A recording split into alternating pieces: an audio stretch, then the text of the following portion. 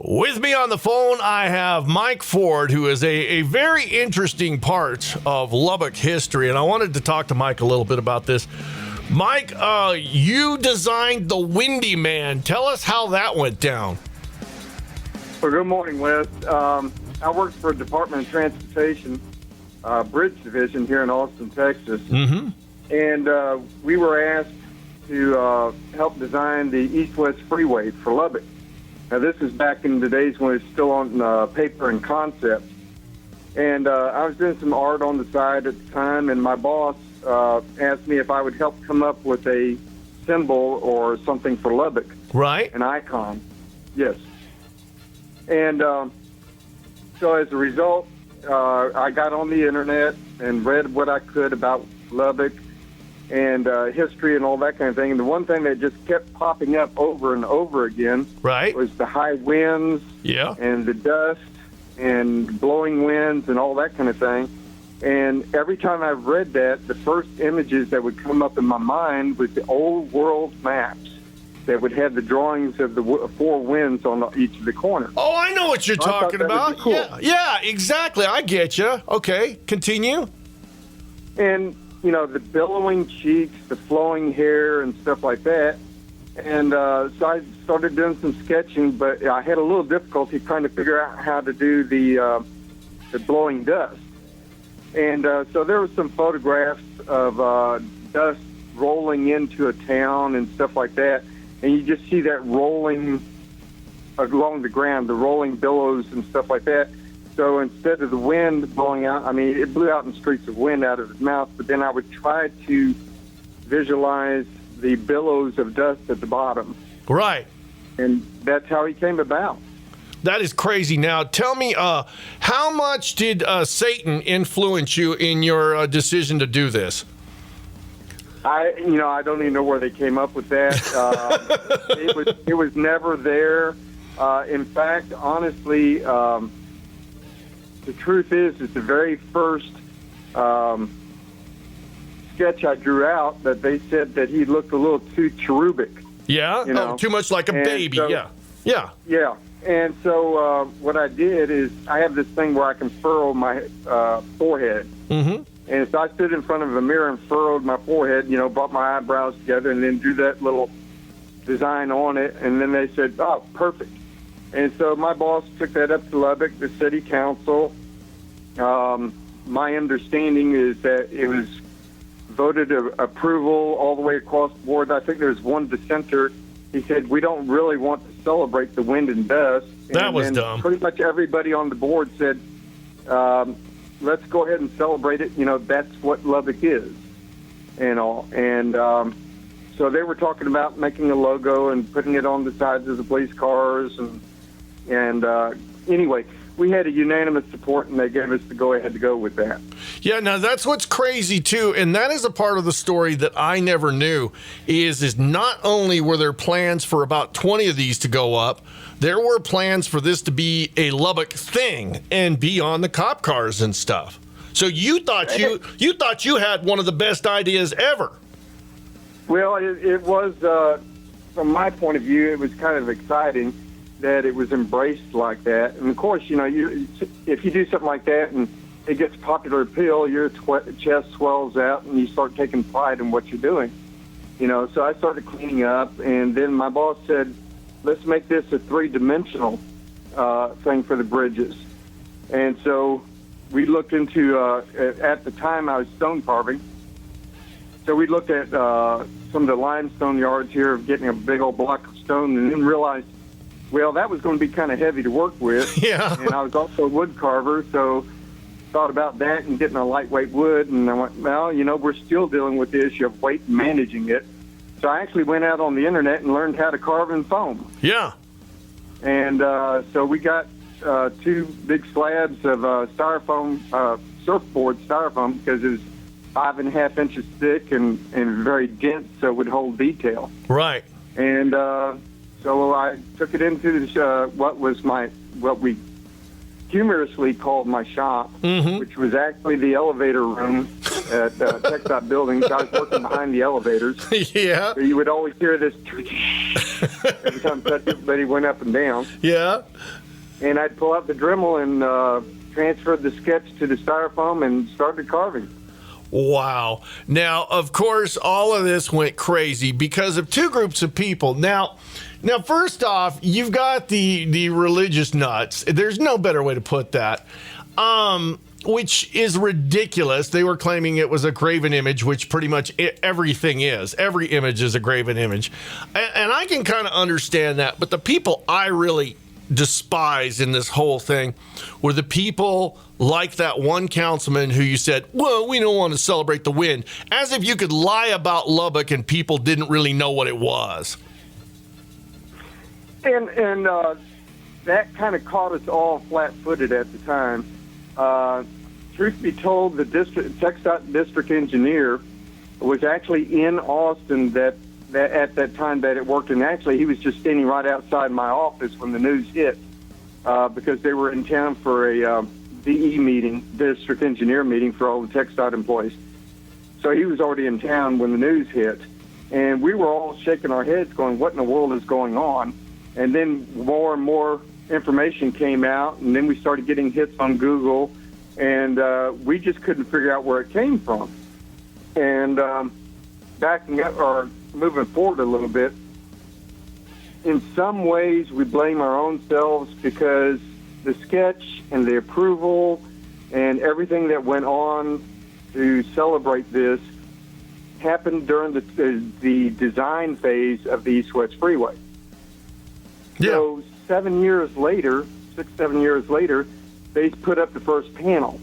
And their thought was, okay, let's surprise everybody and put it up. Well, what we really needed to do is go out there and remind everybody ahead of time and make a big deal of it for the first panel coming up. That would have reminded everybody what we were doing, why we were doing it, and celebrating that way instead of, whoops, here's this, as you said, graven image. Yeah, exactly. Now, it was interesting. You say interesting. You got to tell me that at the time this wasn't heartbreaking. That you put your heart and your soul in this project. You thought you were doing something really nice and really cool for this town, and all of a sudden it came back and bit you on the ass. You got to tell me there weren't some rough days in there. Well, believe it or not, there really wasn't. I mean, there was a lot of shock. There was a lot of surprise. But remember, I said that Google, and I use Google for search everything. But at the time, we were going out there and clicking on Google, and we were getting thousands of hits. What was the positive is the majority of the comments were from the universities around the country. Yeah. Because the student body was very used to using the internet and stuff like that. And so they were talking, they saw images of it, the before and the after, and everyone was pretty much commenting on the art. They were focusing on the art issue of it, not so much the image, but the fine art. And, history says that art is based on someone else's opinion. Somebody didn't like it, so they throw a tomato at it, or in this case, a sledgehammer. Yeah. It kind of hurts your feelings. Yeah. But at the same time, there was so much support out there. And then Lubbock was coming back with comments, we're not a backwards county. We do love art. We are, art aficionados. We do this and we celebrate that, and we're not like this. Yeah. So there was more comments like that than there were negative. Now, what's interesting is that there is a very, very, very happy ending to this story that most people don't know about for you personally. This ended up being a continuation of your career, correct? It actually started, my hobbies actually became my job because, again, remember, we started this back in 99, and I was just helping the other engineers with their PowerPoint presentations and stuff like that, dressing them up and doing some art. On the side, I would be doing wood carving, stone carving, pretty much anything, jewelry making, and I'd be doing that during my lunch hours. Yeah. Well, because of the Windy Man, the sketch, and the positive feedback we had in the initial design, well, then other opportunities around the state came up because a community, if you've got a bridge going up, they're going to want something that's unique to them. So Childress had a bridge going up, and they wanted art that was unique to them. And so we did a giant wheat wall and windmill. Down in the valley, they wanted a state seal, and we dressed that up a little bit and made it three-dimensional. Right. San Antonio had wanted cactus. Don't ask me why, but they wanted cactus. Yeah, because there's not enough around. Right. So we did a giant, it's 20-some-odd feet tall and 100 feet across. Yeah. But because of Windy Man, literally, it kicked off my career with TxDOT. And so for almost 16 to 18 years, I was doing art for TxDOT, public art. Wow, that is awesome. Well, I have a little behind-the-scenes information to add to all of this that will go along a companion with the article that I already wrote, because I found out a few things. Now, first and foremost, we here at FMX were very, very disappointed and shocked at the conservative, Christian reaction to this. So we said, let's make some T-shirts. I got one of those. You did get one. That is wonderful. Now, what I never told anybody is that design, that logo was actually sneaked to me by a TxDOT employee.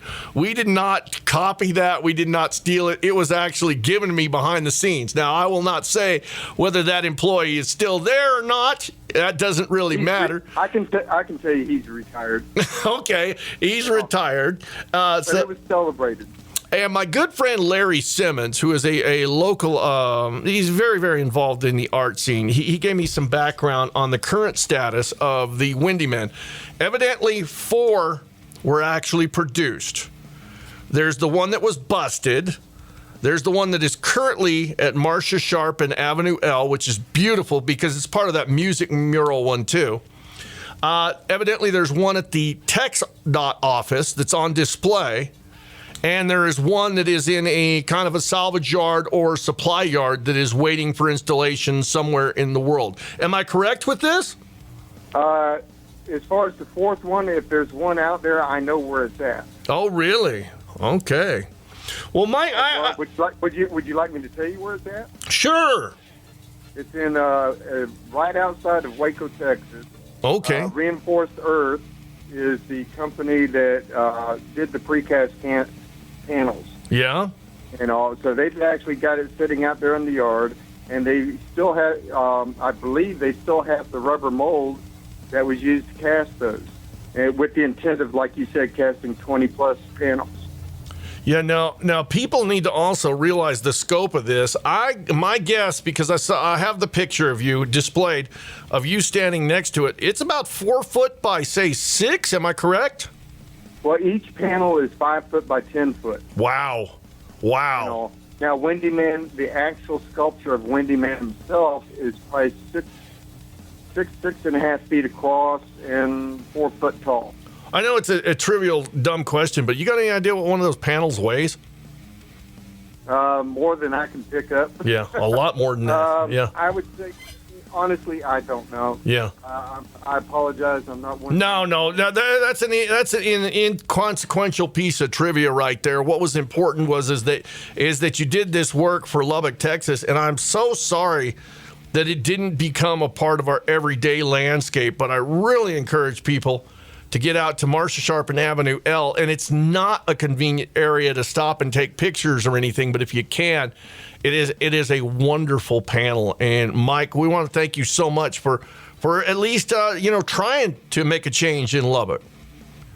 Well, I appreciate that you even still remember all the story that went on behind it, and like you said, 13 years later, and for me it was it goes back to '99. But the fact that there's still people that talk about it, the current district engineer there, sent me an email last night, and she still gets requests where people they find a copy of that where they can put one in their garden. Oh, so she's still getting requests.